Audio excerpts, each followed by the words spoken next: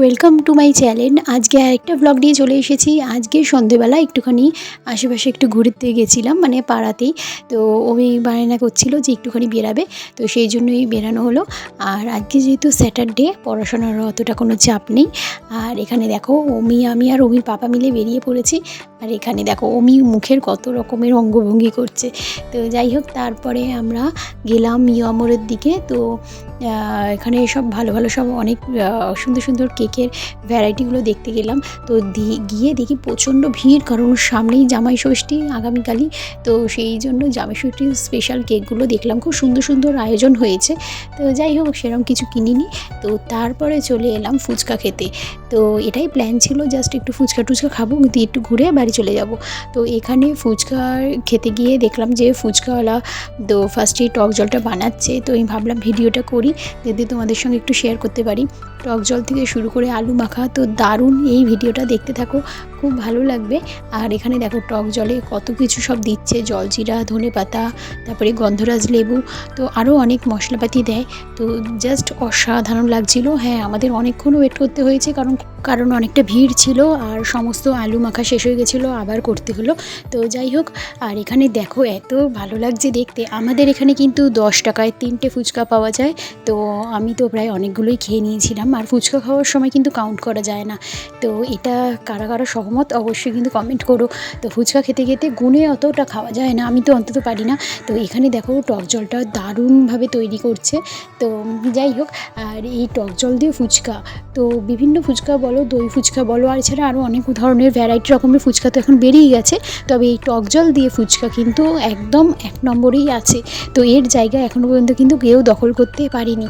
আর এখানে দেখো আলু টালু মাখা চলছে। তো খুব ভালো করে আলু টালু মাখে, ছোলা টোলা অনেক কিছু দিয়ে, ধনেপাতা, তো দারুণ হয়। বিশেষ করে গন্ধরাজ লেবু এখানে ইউজ করা হচ্ছে। আর আমাদের এই ফিলিপস মোড়ে এই ফুচকাওয়ালা অসাধারণ ফুচকা করে। তো যাই হোক, প্রায় অনেকক্ষণ দাঁড়িয়ে থাকার পর তারপরে ফুচকাটা পেলাম। আর অমিও ছিল সঙ্গে, যেহেতু সেই জন্য ও তো একটু ফুচকা খাবেই। তো সেই জন্য অনেকক্ষণ ধরে বায়না করছিল। ওই যে ফুচকার যে শালপাতা করে দেয়, সেটাই নিতে বাচ্চারা খুব পছন্দ করে। তো এই শালপাতা করে ফুচকা ওর হাতে একটা দেওয়া হলো, শুকনো ফুচকা, জল ছাড়া। তো যাই হোক, তারপরে দেখো এখানে যেটা বললাম আলু মাখার কাজটা চলছে, তারপরেই আমরা খাবো। আর ফুচকার দুর্দান্ত হয়েছে এখানে, একদম অসাধারণ। তো লোকে অনেকক্ষণ ধরে ওয়েট করে থাকবে, তাও ভালো। কিন্তু লোকে এখান থেকে ফুচকা নিয়েই বাড়ি যাবে। এখান থেকে পার্সেলও যায় ফুচকার, কিংবা কেউ কেউ দাঁড়িয়েও খাচ্ছে। তো অসাধারণ, এই এত ভালো ফুচকার টেস্ট, তার জন্য কিন্তু দাঁড়াতেও আমাদের কোনো বিরক্ত লাগেনি। কারণ এখানে জানি এত ভালো টেস্ট হয়, যেটা অন্য কোথাও আমরা সেটা পাবো না। তো আমাদের বাড়ির কাছেই বলতে পারো। তো এত ভালো ফুচকা বিক্রি হয়। তো এখানে দেখো ফার্স্টে অমিকে দেওয়া হলো, তারপরে আমি নেব। তো অসাধারণ, একটু পরে ফুচকাটা দেখতে দেখতে হাতে চলে আসবে। তো অনেকটা যেহেতু ভিড় ছিল, সেই জন্য স্বাভাবিক একটু তো টাইম লাগছিলই। তো এই দেখো বলতেও না বলতেই হাতে চলে এলো। আর এত সুন্দর ধনেপাতা দেওয়া, বেশ ঝাল ঝাল ফুচকা, দারুণ। তবে অবশ্য আমি ঝালটা খাই না। তো এখানে দেখো আমার খুব ভালো লাগে এই ফুচকা খেতে। আর খুব ক্রিপসি ছিল, অসাধারণ টেস্টি ছিল। তো এই ফুচকা খেলাম, অসাধারণ লাগলো। ফুচকা খাওয়ার পর কিন্তু তার পাশেই বসেছিল পাপড়ি চাট। তো অসাধারণ লাগে, এটাও কিন্তু পুরো জিভে জল আনার মতো। তো সেই জন্য তোমাদের সঙ্গে এটাও শেয়ার করলাম। তো এখানে দেখো এই যে ফুচকার পাশেই বসেছে ফিলিপস মোড়ে পাপড়ি চাটওয়ালা। তো এখানে দারুণ লাগে। এখানে ভিডিওটা করছিলাম, তো উনি বললেন যে যখন সাজাবো তখনই ভিডিওটা তোলো, তাহলে ভালো লাগবে। তো ঠিকই বলেছে।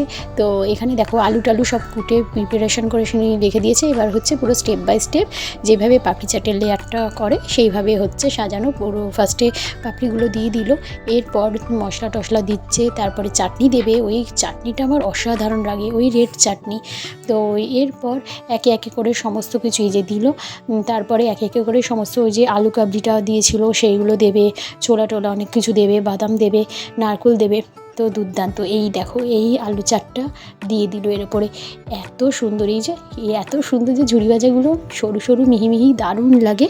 তো যাই হোক, ফুচকা খাওয়ার পর পাপড়ি চাট হাতে পেয়ে গেলাম, এটা বাড়িতে নিয়ে গেলাম। বাড়িতে গিয়ে সবাই মিলেই খাবো এটা। তো দারুণ। এখানে পাপড়ি চাটের প্রাইস হচ্ছে 50 রুপিস। তো অসাধারণ লাগে। তো আজকের ব্লগটা কেমন লাগলো তোমরা কিন্তু জানাতে ভুলো না। আর যারা নতুন তারা অবশ্যই কিন্তু সাবস্ক্রাইব করে পাশে থেকো এরকম অনেক ব্লগ দেখার জন্য। গুড বাই, সবাই খুব ভালো থেকো। আবার দেখা হবে নেক্সট ব্লগে।